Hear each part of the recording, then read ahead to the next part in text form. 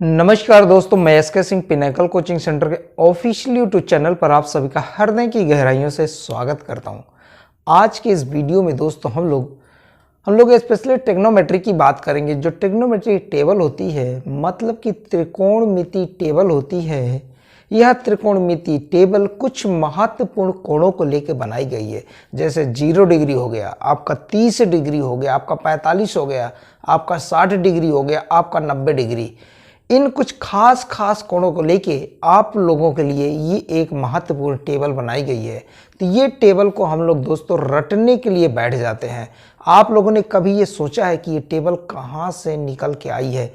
तो आज के इस वीडियो में मैं आप लोगों को यही बताने वाला हूँ ये टेबल कहाँ से निकल के आई है। लेकिन इस वीडियो में दोस्तों मैं आप लोगों के लिए केवल और केवल 30 डिग्री और 60 डिग्री ये कोण को लेके इस टेबल का निर्माण करूंगा। 30 डिग्री और 60 डिग्री क्लियर है।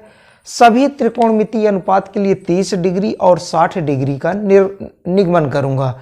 मतलब कि साइन 30 की वैल्यू क्या होती है, कास 30 की वैल्यू क्या होती है, टैन 30 की क्या होती है, कॉट 30 की, कॉस से किसी भी त्रिकोणमितीय अनुपात में 30 की वैल्यू और 60 की वैल्यू ये चीज कहां से निकल के आती है, तो इस चीज को मैं आज निगमन करके दिखाऊंगा। तो चलते हैं दोस्तों हम लोग। इसके लिए सबसे पहले हमको चाहिए एक समबाहु त्रिभुज। समबाहु त्रिभुज क्या होता है आप लोग इसको जानते होंगे। समबाहु त्रिभुज क्या होता है? तो समबाहु त्रिभुज हम बनाएंगे एक ऐसा त्रिभुज जिसकी सभी भुजाएं बराबर हों। एक ऐसा त्रिभुज जिसकी सभी भुजाएं बराबर होती हैं।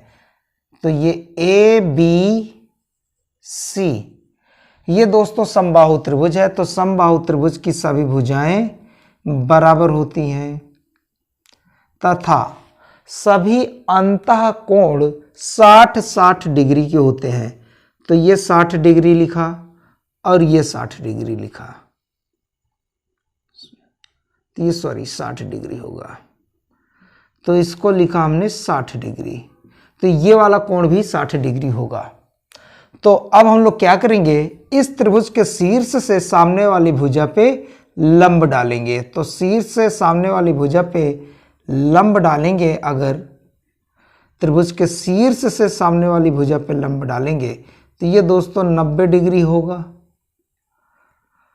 आप मुझे बताइए, ये 90 डिग्री है, ये 60 डिग्री है, तो ये कोण 30 डिग्री होना चाहिए कि नहीं? क्योंकि त्रिभुज के सभी अंतः कोणों का योग 180 डिग्री होता है। ये वाला कोण 90 है, ये 60 है, तो इसको 30 होना पड़ेगा। सेम इसी तरह इधर भी ये 90 डिग्री होगा और ये 30 डिग्री होगा। या फिर आप ये भी कह सकते हो ये 30 डिग्री है, क्योंकि ये पूरा कोण ए 60 डिग्री है, तो ये इधर 30 गया तो इधर 30 होना पड़ेगा। अब हम लोग इनकी भुजाओं के कुछ मान लेते। ये ऐसी भुजा अगर ए है तो ये भी भुजा ए होनी पड़ेगी तथा ये आधार की भुजा भी ए होगी। चूंकि समबाहु त्रिभुज में सभी भुजाएं दोस्तों बराबर होती हैं और लंब डाला गया है, तो यह लंब सामने वाली भुजा को 2 बराबर भागों में विभाजित भी करेगा। इसका मतलब यहाँ ये बिंदु मान लो डी है, तो बी से डी तक की दूरी a/2 होगी और डी से सी तक की दूरी a/2 होगी। ठीक है। तो हम लोगों को एक फार्मूला भी पता होना चाहिए, समबाहु त्रिभुज की ऊंचाई का फार्मूला। समबाहु त्रिभुज की ऊंचाई का फार्मूला अगर निकाला जाएगा, कैसे निकालेंगे? मैं डायरेक्ट भी लिख सकता हूं, डायरेक्ट भी ऊंचाई लिख सकता हूं। ए से लेकर डी तक की दूरी क्या होती है, लेकिन मैं आपको अभी बताता ये ऊंचाई निकल के कहां से आती है। तो √3/2a। तो दोस्तों ये समबाहु त्रिभुज की ऊंचाई √3/2a होती है। लेकिन ये वैल्यू निकल के कहां से आई है? तो इस वैल्यू को दोस्तों मैंने इससे जस्ट पहले या इससे भी पहले वाली वीडियो में यही डेरिवेशन करके दिखाया था कि समबाहु त्रिभुज की ऊंचाई क्या होती है, समबाहु त्रिभुज का क्षेत्रफल क्या होता है, समबाहु त्रिभुज का परिमाप क्या होता है, समबाहु त्रिभुज के सभी अंतःकोण कितने कितने होते हैं, समबाहु त्रिभुज के शीर्ष से सामने वाली भुजा पे लंब डाला जाए तो क्या सच में सामने वाली भुजा को दो बराबर भागों में बांटेगा कि नहीं। तो दोस्तों आप लोग से गुजारिश है आप लोग उस वीडियो को जरूर देख लें जिससे आपको कोई डाउट ना रहे। तो आइए चलते हैं दोस्तों, हम लोग सभी त्रिकोणमितीय अनुपात की वैल्यू को निकालते हैं। ठीक है, सभी त्रिकोणमितीय अनुपात की वैल्यू को निकालते हैं। तो हम लोग लिखेंगे स्पेशली साइन 60 के लिए, पहले इधर लिखेंगे साइन 60, साइन 60, कास 60 और टेन 60। तो दोस्तों क्या होता है हमारा साइन 60 क्या होता है, साइन क्या होता है, तो इस त्रिभुज में चला जाएगा तो मैं लिखूंगा त्रिभुज ए बी डी में, त्रिभुज ए बी डी में, श्योर है, त्रिभुज ए बी डी में साइन 60 की वैल्यू बताना है, कॉस 60 की वैल्यू बताना और टेन 60 की वैल्यू बताना है। ठीक है, चलते हैं देखते हैं। ये आ रहा ना, नहीं आ रहा का, ठीक है कोई दिक्कत नहीं है। तो हमको वैल्यू बताना, तो साइन क्या होता है, लंब बटा कर्ण। तो इस त्रिभुज में लंब क्या होगा, अगर ये दोस्तों 60 लिया है तो 60 के सामने वाली भुजा लंब बनेगा, √3/2 लंब होगा, √3/2 ए लंब होगा, बटा कर्ण। साइन 60 के वैल्यू के लिए 60 के सामने वाली भुजा लंब बनेगा और 90 के सामने वाली भुजा कर्ण होगा। तो इसका मैं बटा ए लिखूंगा तो ए कट जाएगा, तो फाइनली आएगा √3/2। साइन 60 की वैल्यू हमारे पास आ गई है √3/2।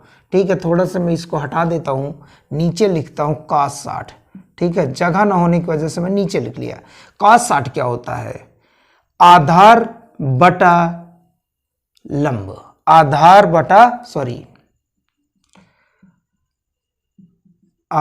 बटा कर्ण होता है।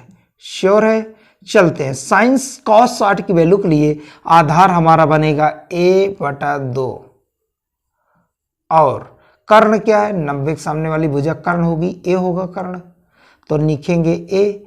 तो दोस्तों ए कट जाएगा तो फाइनली बचेगा a/2। अब हम लोग लिखेंगे tan 60 की वैल्यू। tan 60 क्या होता है, tan क्या होता है, लंब बटा आधार, थीटा के सामने वाली भुजा लंब बनेगा तो √3/2 ए, लंब बटा आधार, आधार क्या बनेगा a/2। तो a से a कट जाएगा, 2 से 2 भी कट जाएगा, तो फाइनली बचेगा √3। तो दोस्तों tan 60 की वैल्यू हमारे पास आ गई √3, cos 60 की वैल्यू आ चुकी है 1/2 और sin 60 की वैल्यू आ चुकी है √3/2। तो त्रिकोणमितीय अनुपात में 60 की वैल्यू हम लोगों ने निकाल लिया है। अगर लिखने की जरूरत पड़े तो साइन का उल्टा क्या होता है, कौशिक, साइन का उल्टा होता है कौशिक 60 की।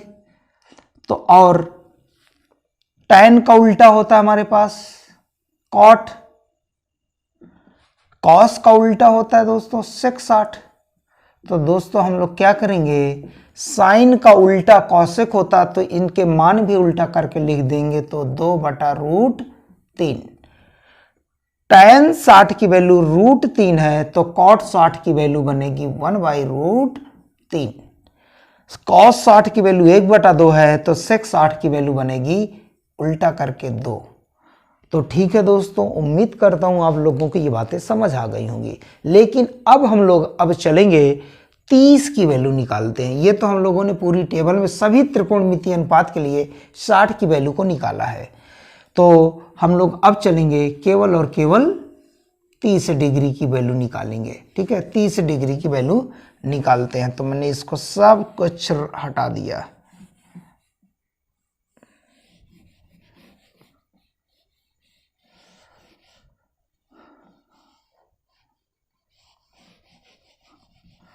अब हम लोग इसमें 30 की वैल्यू को निकालेंगे। 30 तो त्रिभुज हमारा यही रहेगा।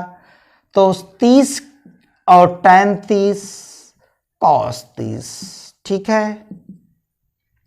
साइन, अगर इस त्रिभुज ए बी डी में चलेंगे, साइन 30 लेंगे तो थीटा 30 के सामने वाली भुजा हमारी बन जाएगी लंब। तो साइन थीटा क्या होता है? लंब बटा कर्ण। लंब क्या है? a बटा 2। कर्ण क्या है? a। तो इसको सॉल्व करेंगे, थोड़ा से कंफ्यूजन है तो बटा a लगा ले, बटा 1। तो 20 का गुणा हो जाएगा, बाहर का गुणा। तो फाइनली हमारा कट के 1 बटा 2 ही बनेगा। तो दोस्तों साइन 30 की वैल्यू आ चुकी है 1 बटा 2। tan 30 की वैल्यू निकालेंगे। tan क्या होता है?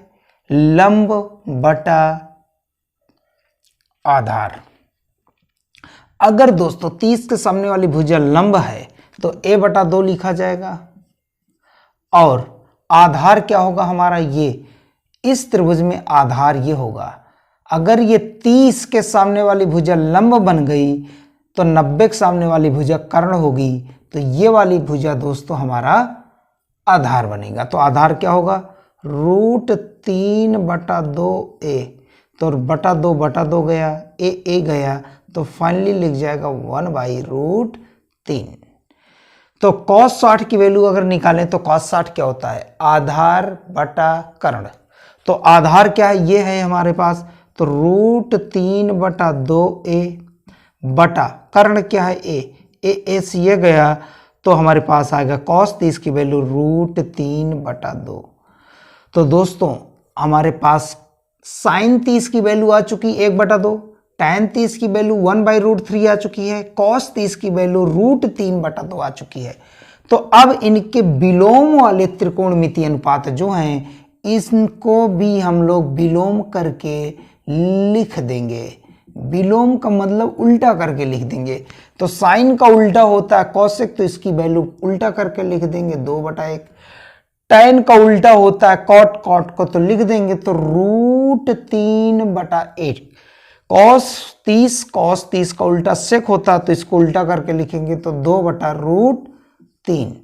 तो दोस्तों उम्मीद करता हूं आप लोगों को बहुत अच्छी प्रकार से समझ आ गया होगा। जो त्रिकोणमितीय टेबल में 30 और 60 को लेके वैल्यू दी गई हैं वो वैल्यू कहां से निकल के आती हैं। तो दोस्तों अगली वीडियो में हम लोग पुनः मिलेंगे अन्य कोण को लेकर 0 डिग्री और 90 डिग्री।